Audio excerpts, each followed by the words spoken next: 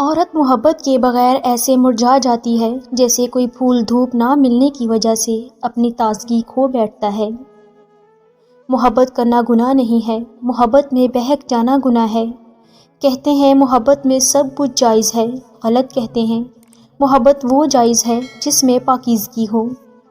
کسی مرد کا ساتھی بننا عورت کی تقدیر میں پہلے ہی لکھ دیا جاتا ہے، تفریح بننا عورت خود منتخب کرتی ہے۔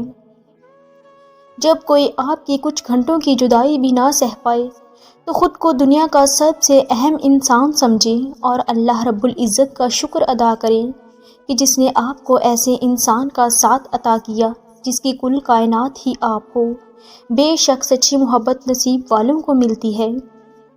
نفسیات کہتی ہے جب انسان بہت وقت سے کسی کے ساتھ رہ رہا ہوتا ہے تو دونوں کا دماغ تعلق اتنا مضبوط ہو جاتا ہے کہ وہ دونوں کبھی کبھی ایک ہی وقت میں ایک ہی بات کر دیتے ہیں۔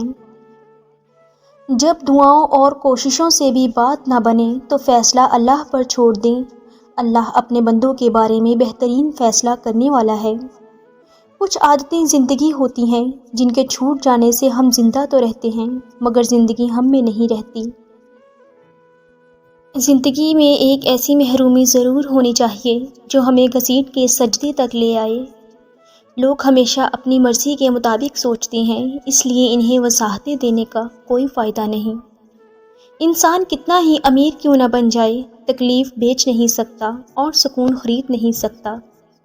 کبھی بھی کسی کو اپنے ساتھ باندھ کر نہ رکھیں کیونکہ ان کی ساری توجہ آزادی کی طرف ہوگی۔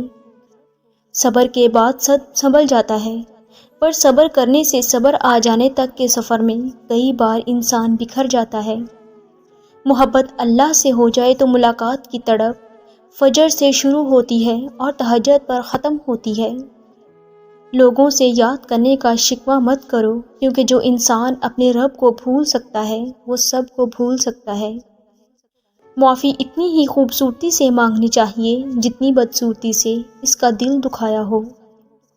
ملنے اور بچھڑنے کے راستے ہمیشہ ایک جیسے ہی ہوتے ہیں، بس فرق اتنا ہوتا ہے کہ ملنے میں مدتیں لگ جاتی ہیں اور بچھڑنے میں کچھ لمحے۔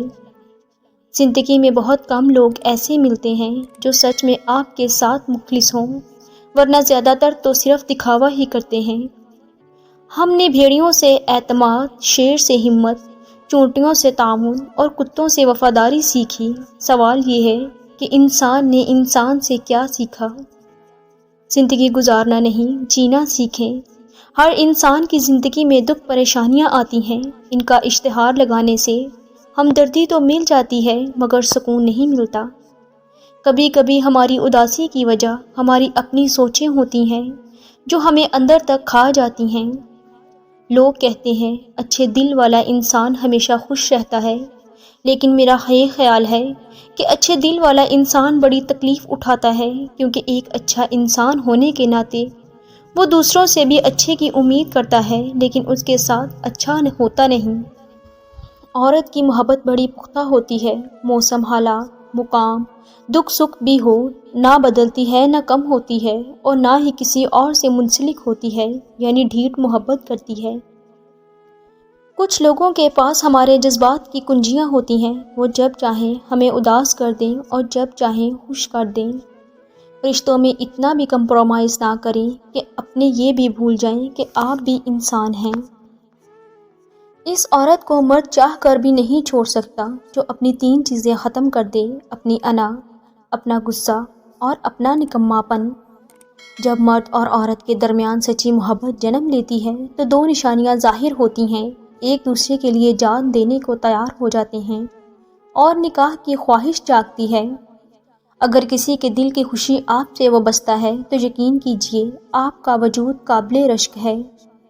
یقین جانے ہر مرد محبت نہیں کر سکتا، وہ مرد تو بالکل بھی نہیں جو ہر لڑکی پر مرنے کا شوقین ہو۔ مرد خود تم سے محبت کی بھیک مانگنے لگ جائے گا اگر تم اسے یہ احساس کبھی نہ ہونے دو کہ وہ تمہارے لیے خاص ہے۔